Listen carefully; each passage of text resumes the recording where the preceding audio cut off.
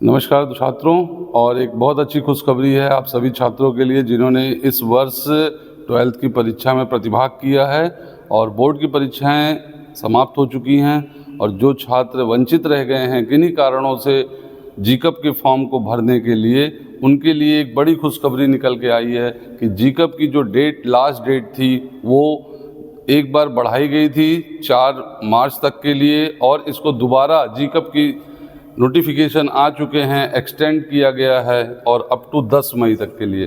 तो जो भी छात्र अपनी बोर्ड परीक्षाओं में वंचित रह गए थे, व्यस्त थे परीक्षा के अंतर्गत और उन्होंने इस फॉर्म को नहीं भरा है, उन सभी छात्रों को दोबारा से संयुक्त प्रवेश परीक्षा उत्तर प्रदेश लखनऊ की तरफ से इस फॉर्म की तिथि, अंतिम तिथि को बढ़ा दी गई है और अब सभी छात्र इसको सरलतापूर्वक भर सकते हैं और इस प्रवेश परीक्षा में अपीयर हो सकते हैं, जिसके माध्यम से आप पूरे प्रदेश में जितने भी पॉलिटेक्निक की संस्थाएं हैं, चाहे वो प्राइवेट हैं या फिर वो गवर्नमेंट हैं, उसमें आप इजी वे में एडमिशन ले सकते हैं।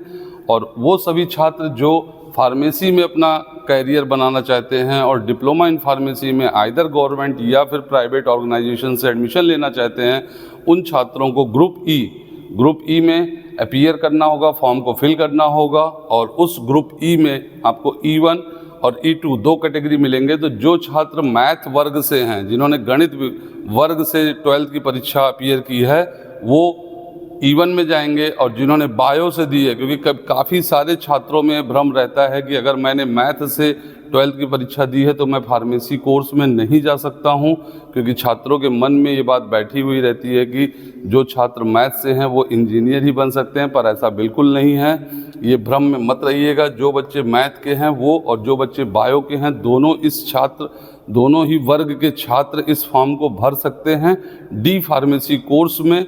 और इसकी लास्ट डेट जो है वो 10 मई कर दी गई है और ये एक बड़ी खुशखबरी है।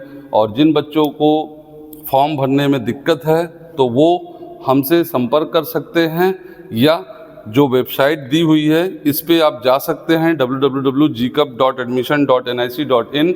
और जो छात्र जनरल कैटेगरी से बिलोंग करते हैं, ओबीसी कैटेगरी से बिलोंग करते हैं, उनके लिए फॉर्म की फ़ीस 300 रुपये है। जो बच्चे SC/ST कैटेगरी से हैं उनके लिए प्रवेश फॉर्म की जो फीस है वो 200 रुपये है। और ये पॉलीटेक्निक एंट्रेंस एग्ज़ाम के नाम से भी जाना जाता है।